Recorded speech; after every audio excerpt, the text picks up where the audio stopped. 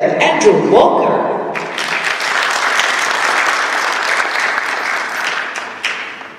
Thank you. Thank you for that very detailed introduction, Madam Announcer. It's my pleasure to be here, to be visiting you back here in Indonesia. One project that wasn't on the list is Tangguh LNG. I first came to Indonesia to work on Tangguh LNG in 1997, 98. I think I was comparing notes with Ibu Yeni yesterday. And 20 years I've been visiting Indonesia, and it's always my pleasure to come back. And indeed, it's an honor to be invited by the organizing committee to present to the distinguished audience here today.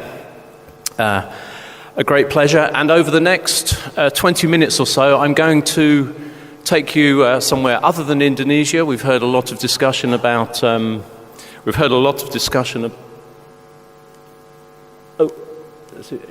If we can go back. We've heard a lot of discussion. Okay, I will start with that slide then. We've heard a lot of discussion about Indonesia.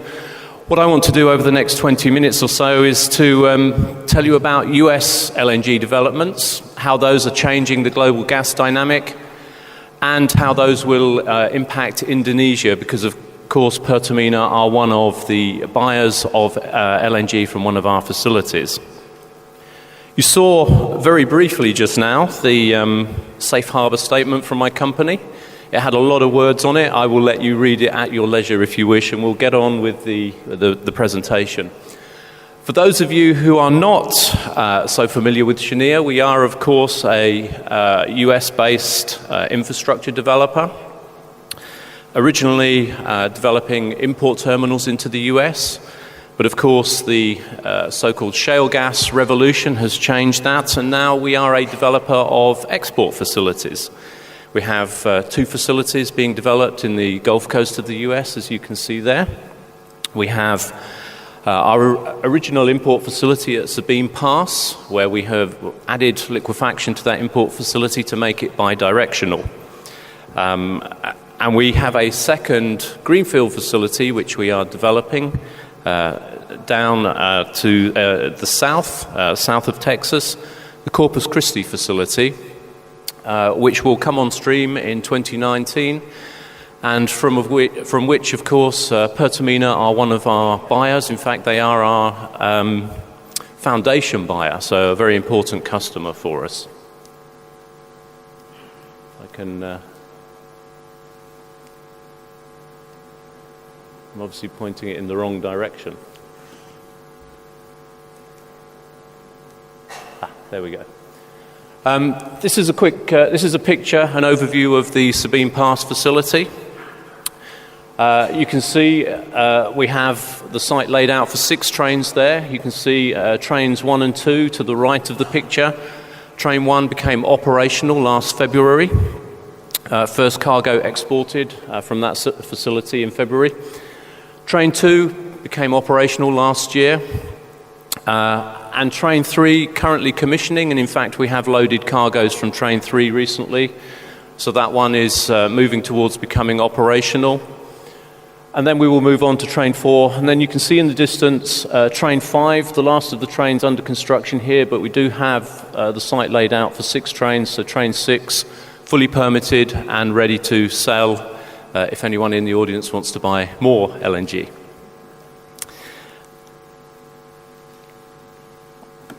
And this is the Corpus Christi facility, the picture taken in November, so relatively recent. You can see the two tanks, well developed. Trains 1 and 2 under construction, coming along nicely, and you can see the layout will have Train 3 alongside Train 2, and then room for another 2 trains expansion off towards the north of the picture, to the top of the picture, just beyond the water area that you can see there. So this, the second of our facilities, a greenfield facility, starting up in 2019. I obviously don't have the knack. There we go. Why is this important? Why is US LNG important for Asia?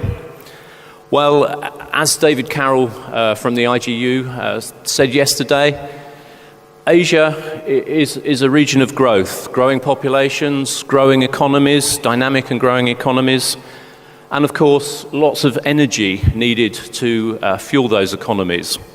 You can see, based on data from the EIA, that actually non-OECD Asia will account for over 50% of the global energy growth requirement through to 2040.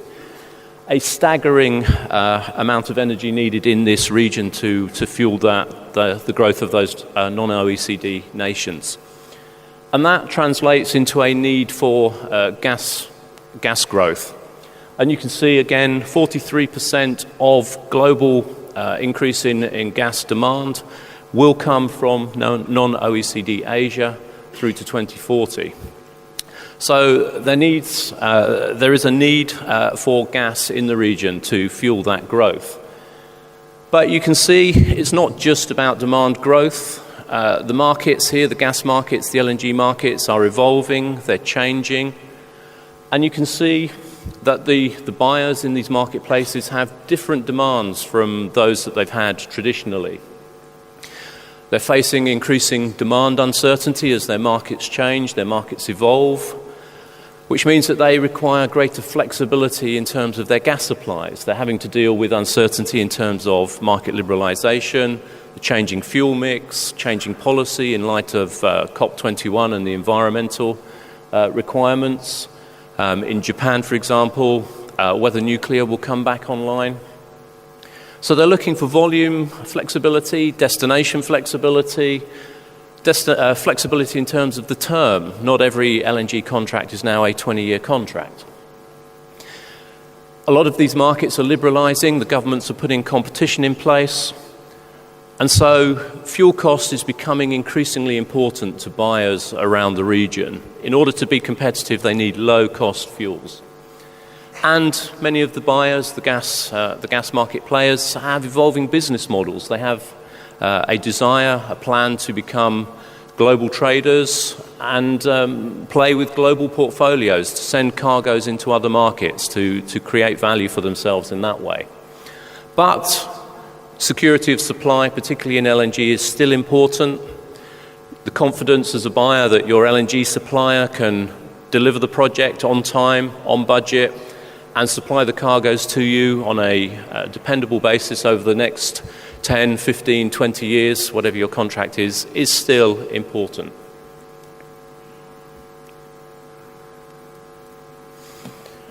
So how is the US going to help? Well, firstly, as I'm sure you're aware, there is a lot of capacity under development in the US. By 2020, based on the just over 65 million tons of capacity under development, the US will become the third largest exporter of LNG worldwide, after Australia with its capacity coming online and after Qatar with its capacity.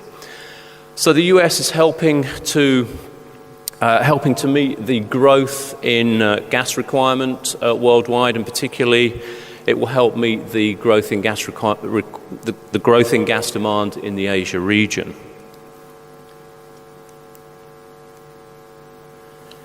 And as a leading developer of the US LNG, we have about 50% of that, we account for about 50% of that capacity.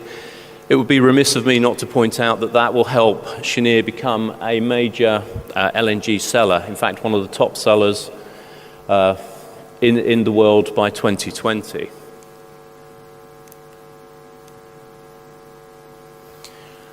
The US does have an advantage in the evolving supply world. We have an abundant, low-cost gas resource. This shows the cost curve for the shale gas in North America.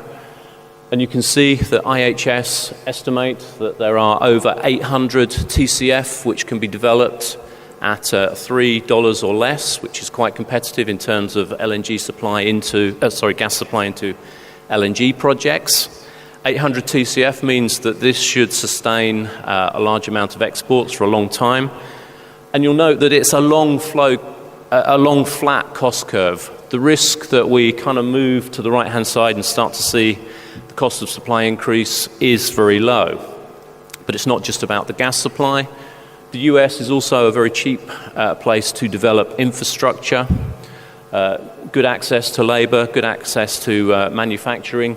So you can see the US projects on the chart on the right-hand side have very low costs of infrastructure, $500 to $800 per ton per annum, typically, which is much lower than some of the projects we've seen in other locations in the world recently.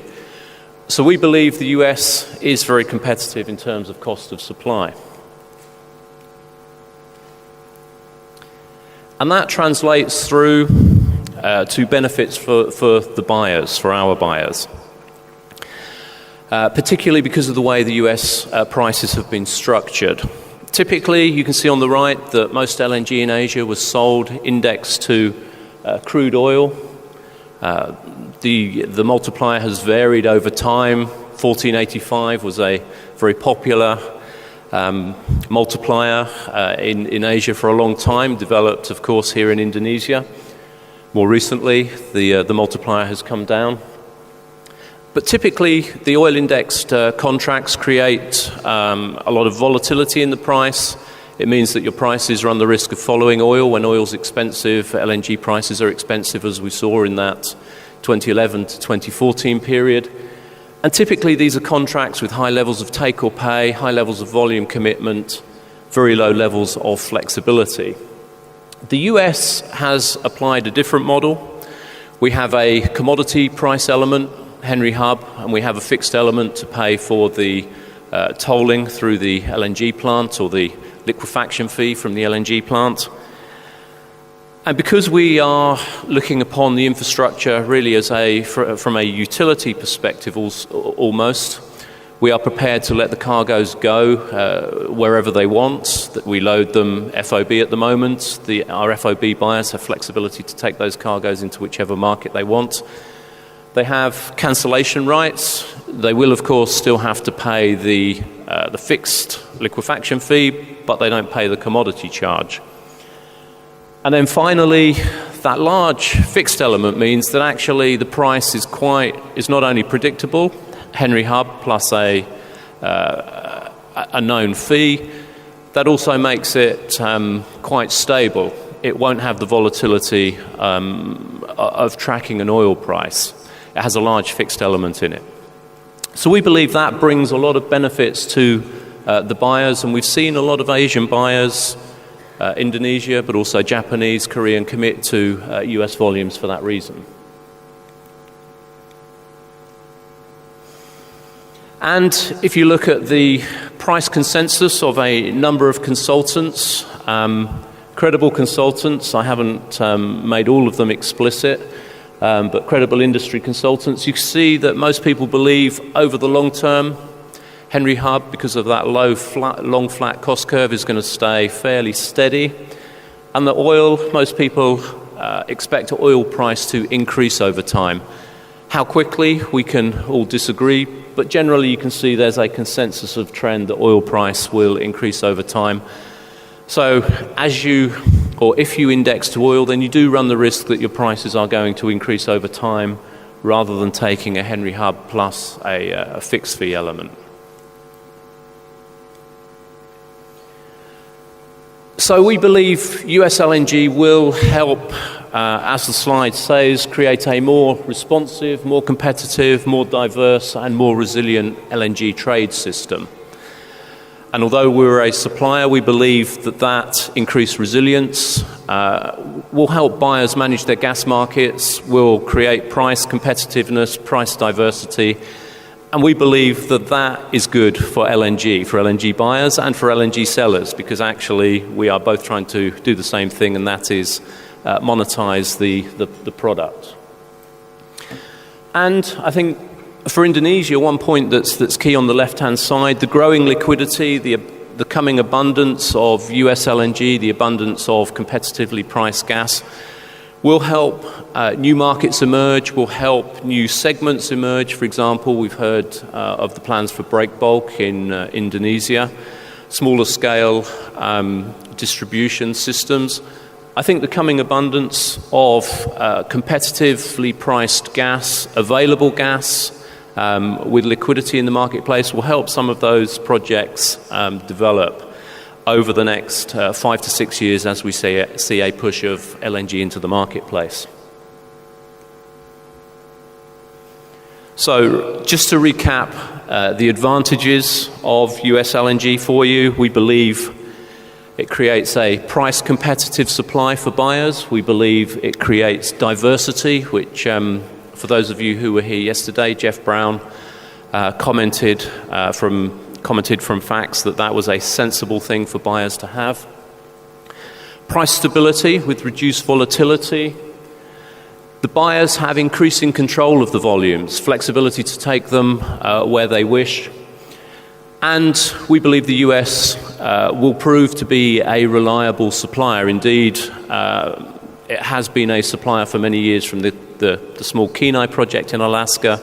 We believe the new wave of lower 48 projects will prove to be equally reliable. So how have we been doing over the past year now, I guess? We're into February, so a year of production.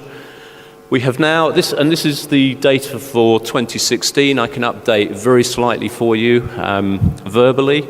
We've now produced over 75 cargoes. In 2016, we produced about 4 million tons. You can see the production growing month on month. We had some maintenance in September, October, as we did some remediation on our flare stack and took the opportunity to do some major testing and maintenance on Train 1, Train 2.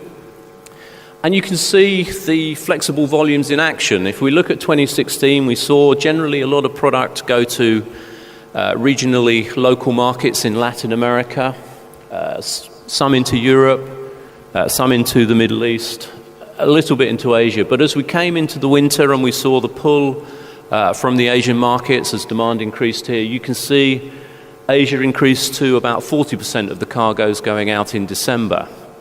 So we're seeing these cargoes shifting in the marketplace, going to the markets of most need. So the flexibility in that system that I talked about is apparent. So I'm going to leave you with my conclusions, which are really quite simple. The LNG industry is changing. The US is going to play a key role.